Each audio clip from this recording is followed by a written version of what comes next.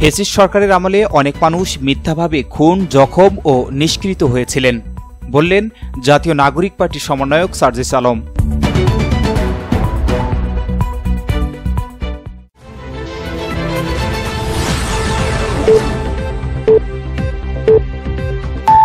আসসালামু আলাইকুম।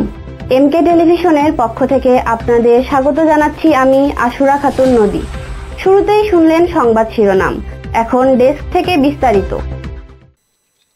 জাতীয় নাগরিক পার্টির সমন্বয়ক সার্জিস আলম বলেছেন, ফ্যাসিস্ট সরকারের আমলে অনেক মানুষ মিথ্যাভাবে খুন, জখম ও নিষ্কৃত হয়েছিলেন। আমরা তার প্রতিরোধ করব। তিনি আরও বলেন, জনগণের মৌলিক সেবা অধিকার থেকে মানুষ বঞ্চিত হয়েছে। ভূমি অফিস ও সেটেলমেন্ট অফিসে চাঁদাবাজি বন্ধ করার অঙ্গীকার করেন। মঙ্গলবার বেলা 12টায় দিনাজপুরের ঘোড়াঘাট আজাদ মোড় নামক স্থানে প্রধান অতিথির বক্তব্যে তিনি এসব কথা বলেন। একটা জিনিস, রোগী গেলেই 2 মিনিটের মধ্যে রংপুর রেফার করে দেয়। আমরা আপনাদের কাছে শুনতে এসেছি, আপনাদের এখানে যে থানাগুলো রয়েছে, এই থানাগুলোতেও এই অভ্যুত্থানের পরবর্তী সময়ে এমন অসৎ পুলিশ সদস্য আছে কিনা যে কথা বলার আগে টাকার জন্য হাত বাড়িয়ে দেয়। আমরা আপনাদের কাছে শুনতে এসেছি, আপনাদের এই উপজেলায় ভূমি অফিসের নামে চাঁদাবাজি, টাকা লুটপাট করা অসৎ কর্মকর্তা কর্মচারী আছে কিনা।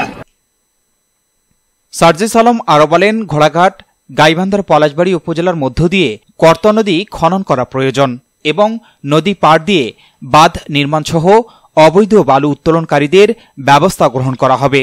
এছাড়াও আর্মি ল্যান্ডের সম্পত্তি দখলের নামে নিরীহ মানুষদের উচ্ছেদ, জোর দখল, মিথ্যা মামলা, হামলা বন্ধ করতে হবে। আওয়ামী লীগ সরকারের আমলে যারা নিষ্পেষিত হয়েছেন তাদের পাশে থেকে কাজ করার অঙ্গীকার করেন তিনি। পরিশেষে জাতীয় নাগরিক এনসিপি পার্টিকে শক্তিশালী করার লক্ষ্যে সকলকে কাজ করার আহ্বান জানান। এছাড়া বক্তব্য রাখেন এনসিপির সমন্বয়ক ফারজানা দিনা, এনসিপির জেলা সমন্বয়ক আবু সাইদ এবং জেলা সমন্বয়কের আহ্বায়ক ইমন, ঘোড়াঘাট উপজেলা সমন্বয়কের আহ্বায়ক আব্দুল মান্নান সরকার সহ আরো অনেকে। সবাই মিলে আমরা একসাথে সমাধান করব সামনে ইনশাআল্লাহ। আমরা নাগরিক পার্টি এনসিপি বলতে চাই যে আমরা জনগণের জন্য কাজ করব এবং জনগণকে সামনে নিয়েই কাজ করব।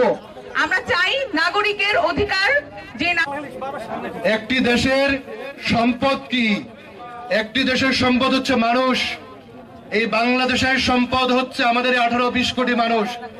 মানুষ যদি ভালো থাকে তাহলে একটি দেশের সমৃদ্ধি বা সাফল্য নিশ্চিত হয়।